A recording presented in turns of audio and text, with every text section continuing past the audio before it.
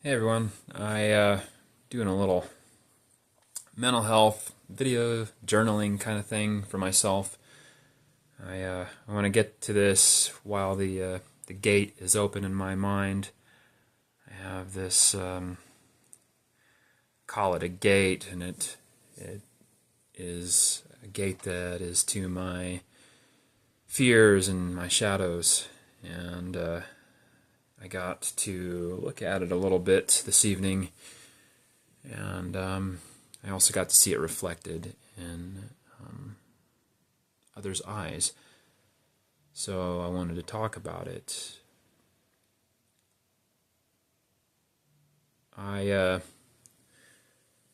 know I've had PTSD since I was a kid, very young, and I've had a lot of traumatic experiences that came very close to leading to my death. It does a lot to your mind, and it's funny when you start to deal with it. It unravels your mind even more. And one of the things that I have struggled with is the idea of losing people I love. This is a recent thing that happened with me. Started with my mother. She got diabetes and then dementia, and she eventually passed away in a hospice setting. We went through the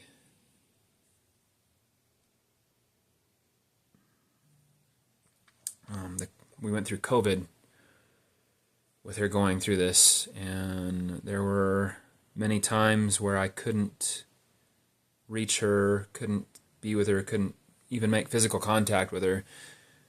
We had to sometimes visit her through a window, and it was hard for me. She didn't know what was going on, and she knew who I was and looked to me for help and wanted me to take her out of the place she was in and bring her home. It was very difficult for me. We eventually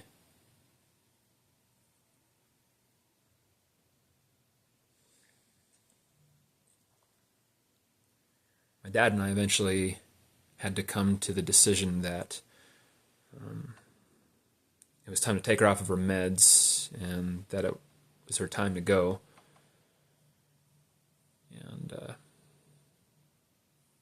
was hard to see her wither away.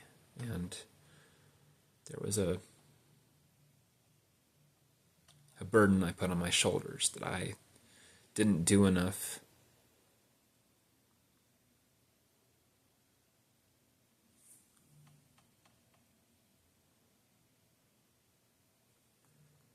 That I felt like I sentenced my mother, who I loved dearly, to her death.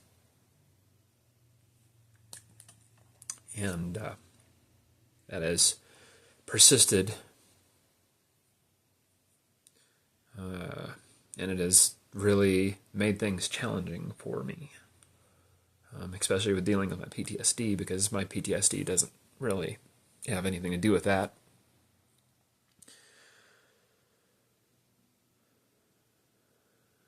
I was going through a divorce around that time, and I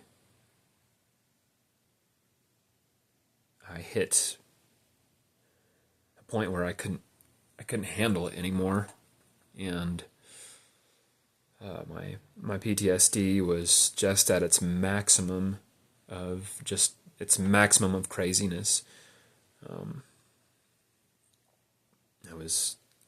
I remember waking up one morning and just screaming and yelling, and I thought something was in the room that was, I thought someone was in the room with me, and I felt very threatened, and I was throwing things and breaking things, and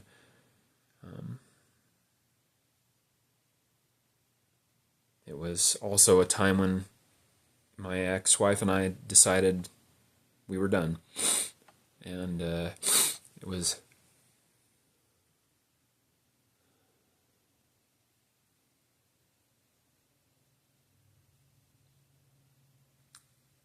a lot of it was really all my fault.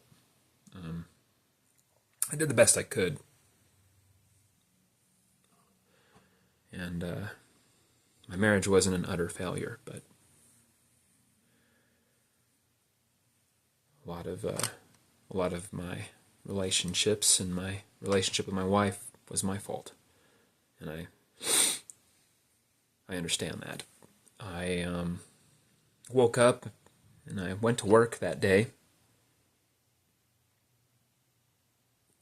and I came back, and my family was gone.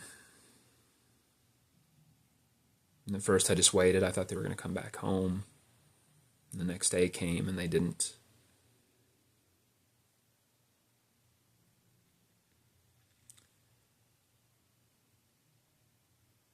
Despite the PTSD and the issues that I had, those of you that know me,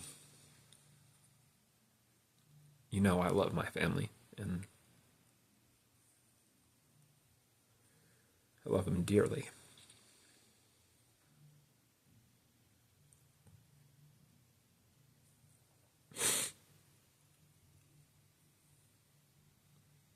It took 3 days to file a missing persons report. That's how it works in Nevada. You have to wait 3 days, and I waited 3 days.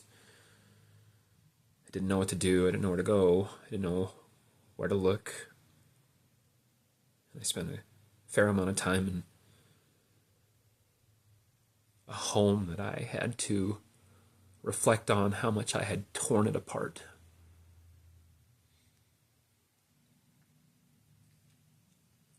And when you're under that kind of stress, you also reflect on things like PTSD, and you start to favor other things. Like, I have major depressive disorder, and I spent, I think, about a week before I found out that my ex-wife had gone to a domestic violence shelter with my kids because I was becoming too abusive. I was emotionally abusive. I was, like to say that I was not hitting anyone, but I was scaring them, and I was hurting their feelings, and I was hurting them in other ways.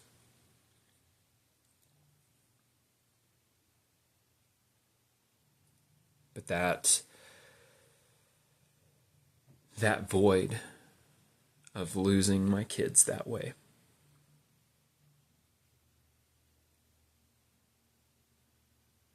losing my wife that way,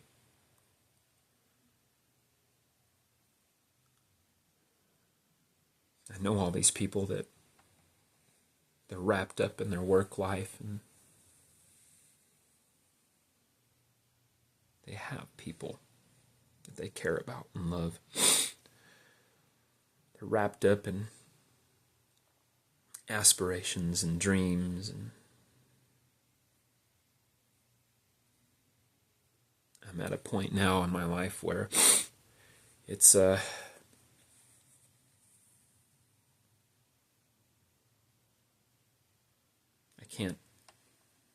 can't even look at life like that anymore.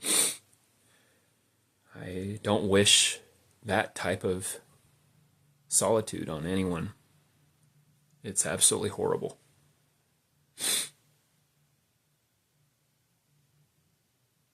I have been pinned down and bitten and torn at by animals. I have been beaten to the point I can't stand and then had my head stomped on. I have woken up to mortars hitting outside my room. I've watched rockets fly overhead. I have been under CRAMs as they activate to defend an area. But nothing comes close to what that felt like as far as pain is concerned. I've even had this thumb. I've had this whole thumb in my wrist. I still remember what it looks like. This was gone. It was down in here. And I had to watch for hours before it got dealt with. And I had to be awake when they pulled it back out and reset it. And none of that compares to the fear I have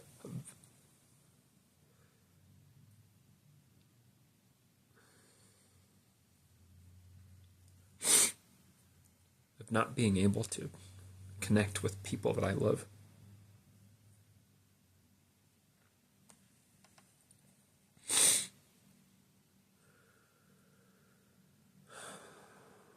My daughter tonight, she looked at me. I was just off in space.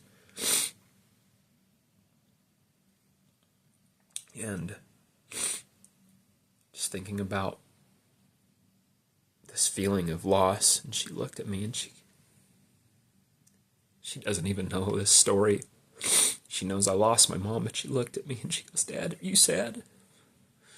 She said, "Did you lose your mommy?"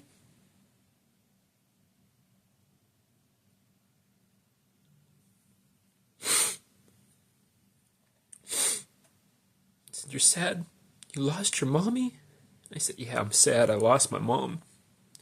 She goes, "What happened to your mom?" I said, "She died."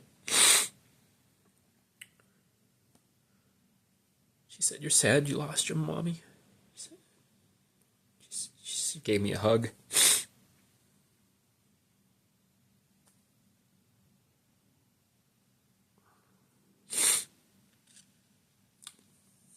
And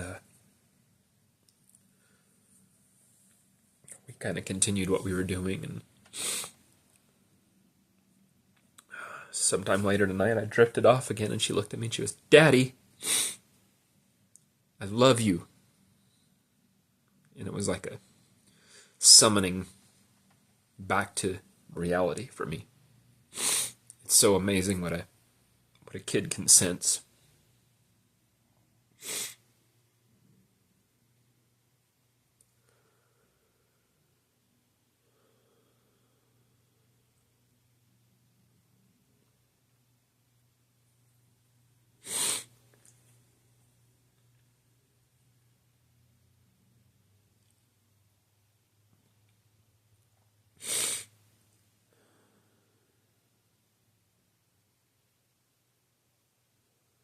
I know there's lots of suffering out there, and it comes in degrees, and I've heard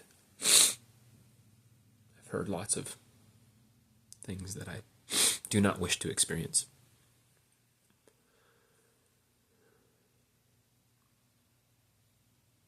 I guess when I make these things, I want to share. I want to share so people understand my pain. I also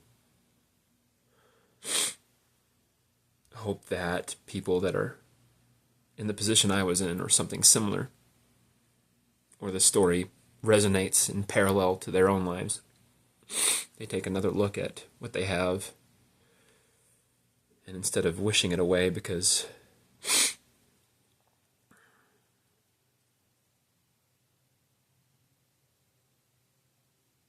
you're too busy or you're too caught up in life or you're sick of your job or whatever, there are other ways to deal with that. But to just wish for that, I wish I could just have some time alone. I hope it doesn't come the way I had to spend time alone.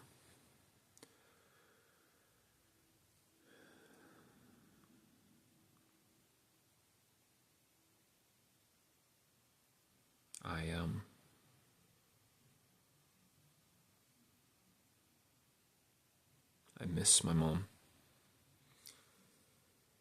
I miss the companionship that she gave to me. I miss just laying my head down in her lap.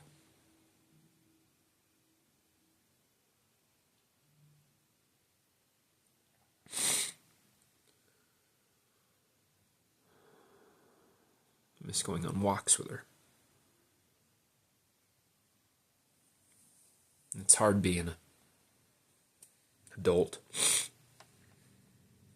In my case, a 40-year-old man. It's hard for me to believe that I'll ever find something like that again. I love being a dad. And I pour my heart out to those I connect with.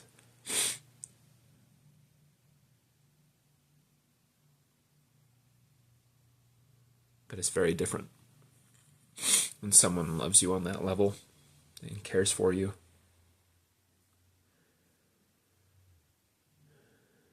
And it's like the older you get and the more you walk life and you watch people go away and die and disappear,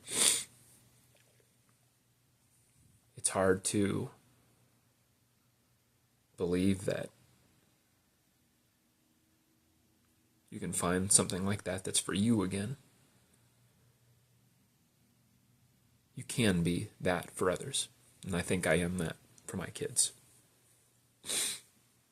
But sometimes that gate opens and it reminds me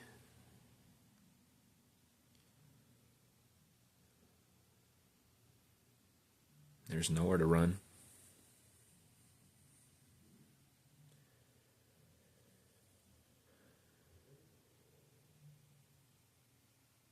So you got to do it for yourself.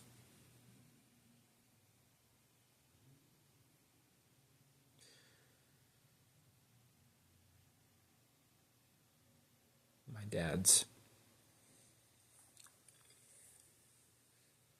I don't know how he does it. He's alone all the time.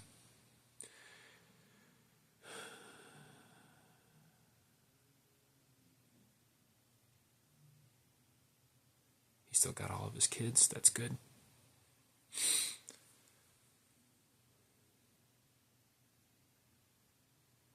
But I don't know how he shows up for himself. I don't even know if he does. He doesn't understand this kind of language.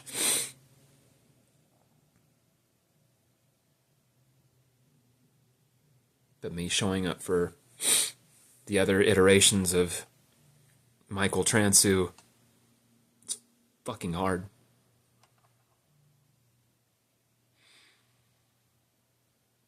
It's hard to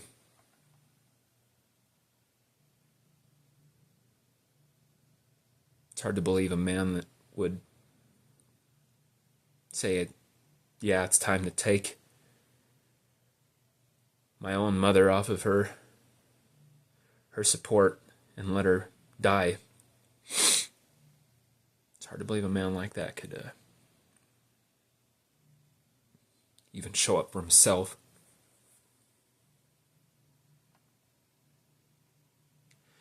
Yet I continue to.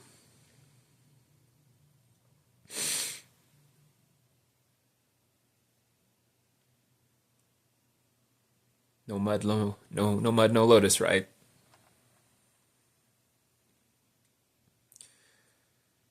Well, I'm glad I got that off my chest. I wonder how many people would actually listen to this. We'll find out. Can't wait to hear your stories, guys. I always thought I would never share stuff like this, but I've recently met people that share their story, and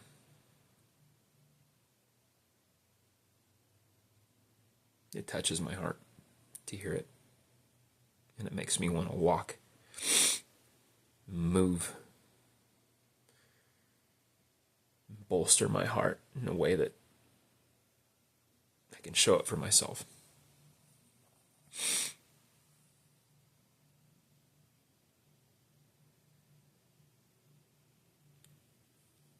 Hopefully my story helps someone out there just like this. Thanks for watching.